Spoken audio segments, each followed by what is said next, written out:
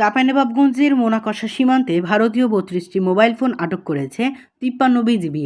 Border guard Bangladesh সীমান্তে নিশ্ছিদ্র নিরাপত্তা নিশ্চিত করার পাশাপাশি অস্ত্র ও মাদকদ্রব্যসহ অন্যান্য অবৈধ মালামাল ও গবাদি পশু চোরাচালান বন্ধে সীমান্ত এলাকায় নিয়মিত টহল পরিচালনা এবং বিশেষ টহলের মাধ্যমে নিরাপত্তা জোরদার করেছে।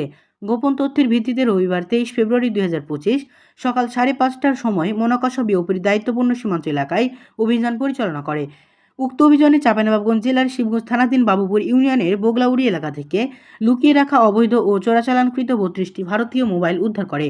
উদ্ধারকৃত মোবাইল চাঁপাইনবাবগঞ্জ শুল্ক কার্যালয়ে জমা করার কার্যক্রম প্রক্রিয়াধীন।